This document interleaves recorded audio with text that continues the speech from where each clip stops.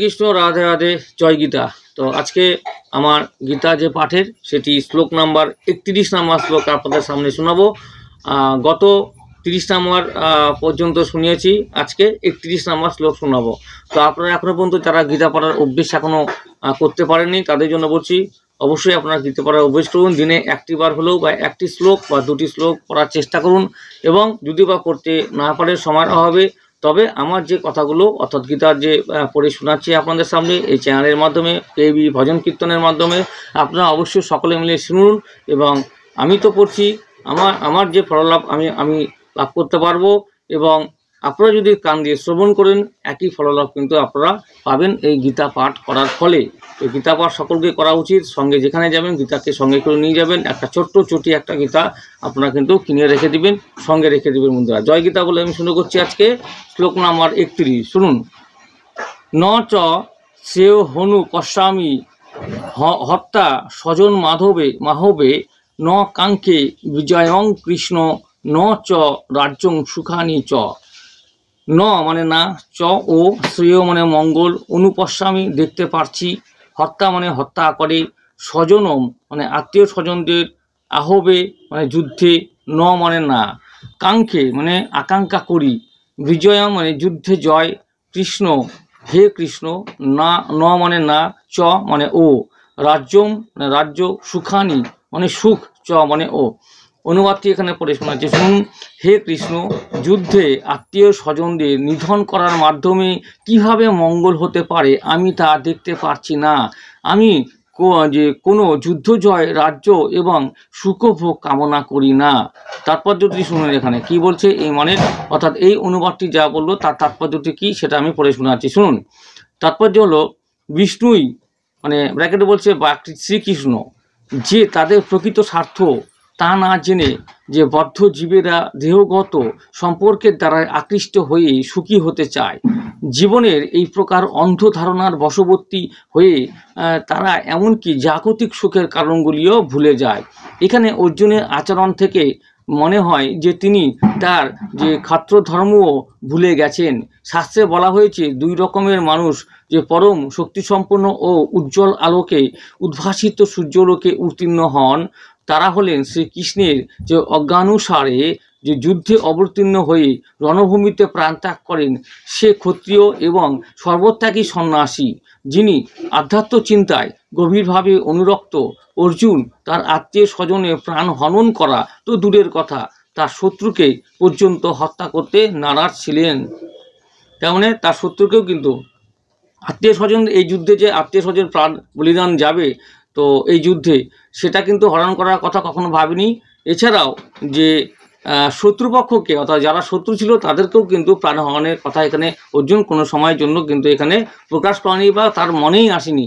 তো এই জন্য আর কি তার একটাই মনে দুঃখ বেদনা ছিল মর্মান্তিকভাবে, সেটা হচ্ছিল এই যুদ্ধে এত যে লোকের অর্থাৎ এত যে গুণীসম্পন্ন যে যারা আছে, বয়োজ্যেষ্ঠ আছে, যারা আত্মীয় স্বজনরা আছে, তাদের যে প্রাণ যাবে সেই জন্য সে মর্মবেদনা অর্থাৎ কাতর হয়ে পড়েছিল, বেদনায় একদম। এইটাই বোঝানোর চেষ্টা করা হচ্ছে। তো তিনি মনে করেছিলেন তার স্বজনদের হত্যা করে তিনি সুখী হতে পারবেন না। তেমন এই যে বললো, তো স্বজন মানে এই যুদ্ধে তাদের স্বজন আত্মীয় স্বজনদের হত্যা করে সে কিন্তু কোনোদিনও সুখী হতে পারবে না, এটাই তার ভয় ছিল। আর তাই তিনি যুদ্ধ করতে চাইছিলেন না। ঠিক যেমন মানুষ যে ক্ষুধা না থাকলে রান্না করতে চায় না, যে এখন তিনি স্থির করেছেন যে অরণ্যের নির্জনতায় যে নৈরাশ্যপীড়িত জীবন অতিবাহিত করবেন, কিন্তু ক্ষত্রিয় রূপে জীবন ধারণের জন্য তার একটি রাজত্বের প্রয়োজন ছিল। কারণ ক্ষত্রিয় অন্য কোনো পেশায় নিযুক্ত হতে পারেন না, কিন্তু অর্জুনের কোনো রাজত্ব ছিল না। যে তার পিতার কাছ থেকে উত্তরাধিকার সূত্রে প্রাপ্ত রাজ্য উদ্ধার করার জন্য অর্জুনের একমাত্র উপায় ছিল তার জ্ঞাতি ভ্রাতাদের সঙ্গে যুদ্ধে লিপ্ত হওয়া, যা তিনি করতে চাইছিলেন না।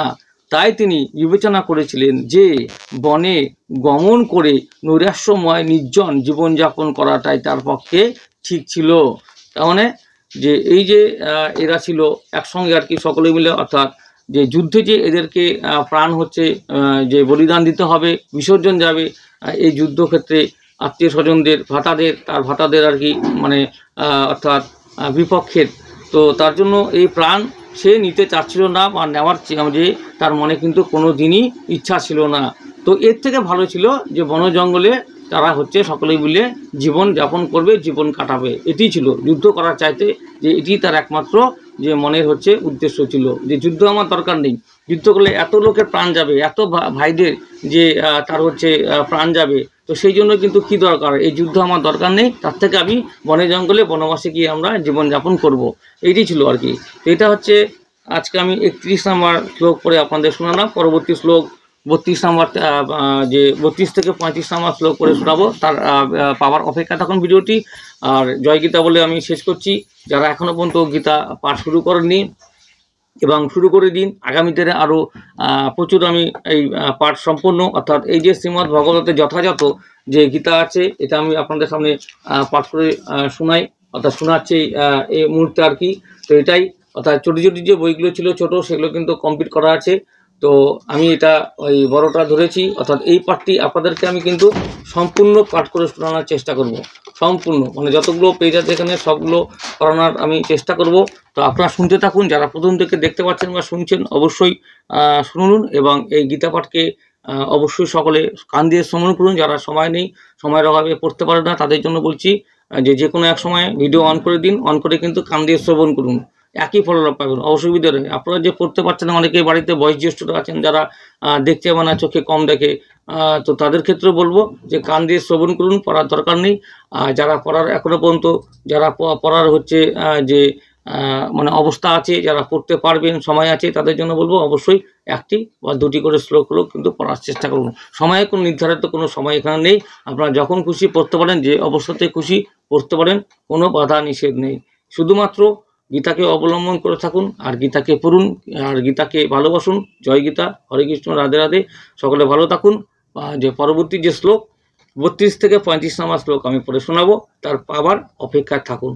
হরে কৃষ্ণ, রাধে রাধে, ভালো থাকুন সবাই।